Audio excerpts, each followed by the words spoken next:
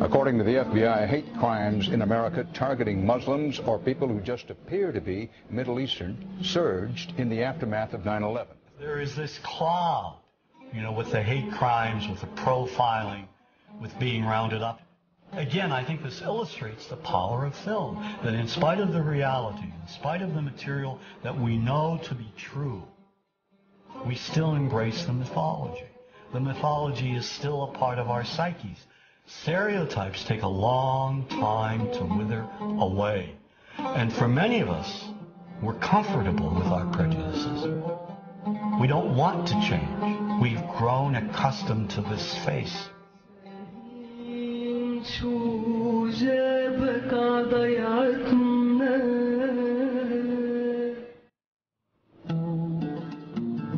When we think of Arabs, what do we see? What images come to mind?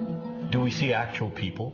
People who, despite real cultural or geographical differences, do pretty much the same things that we do. When we think of Arab women, what images come to mind? Do we see women who laugh and play and who adore their children? Women who work in the home as well as outside? Would it come as a surprise to know that in many Arab countries, a majority of college students are actually women? What's our immediate image of Arab men? Do we see loving fathers? Men who want to provide for their families? What about Arab teenagers? Do we see them the way you would think about teenagers in other parts of the world?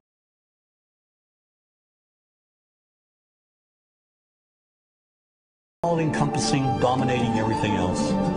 Do we know that even though faith plays a huge role in the Arab world, just as it does here in the United States, that it's also true that much of the Arab world is quite secular? When we think of Arabs and religion, does Christianity come to mind? Do we remember that there are over 20 million Christians in the region who have lived side by side in harmony with Muslims for centuries? To their credit, some filmmakers have shown Arabs and American Arabs in all their complexities.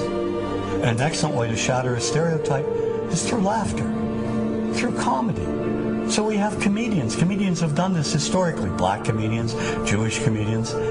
So we see Arab comedians doing this, and this is one way to release the tension. My name's on a credit card, true story. Guy behind the counter picked up my credit card, sees the olive card, looks at me all weird. He's like, hey buddy, what kind of name is that?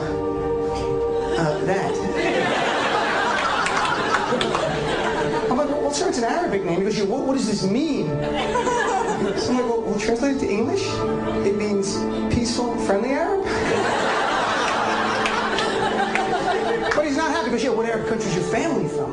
Turns out the most peaceful, proper one that he would like. So I'm like, we're from the same Arab country that Aladdin is from. To his credit, Michael Moore in Fahrenheit 9/11 in the comedy coming out. My name really is Ahmed Ahmed, and I can't fly anywhere. All you white people have it easy. You guys get to the airport like an hour, 2 hours before your flight. It takes me a month and a half.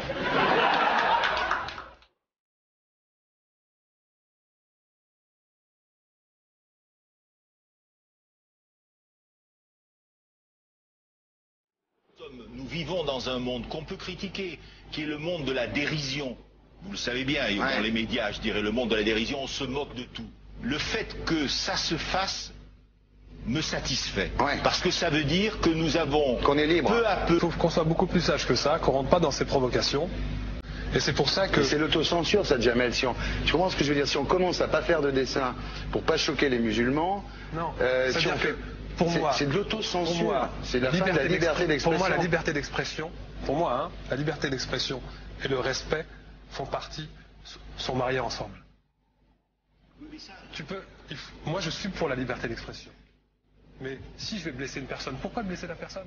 Mais si moi j'ai envie de faire une caricature sur Mahomet ou sur un rabbin ou sur Jésus-Christ, il faut que j'ai le droit de le faire. Tu comprends? C'est ça la France. Quand tu sais que tu vas blesser 10 millions de personnes, pourquoi tu vas les blesser? Pourquoi? C'est la liberté, c'est ça. C'est la liberté de...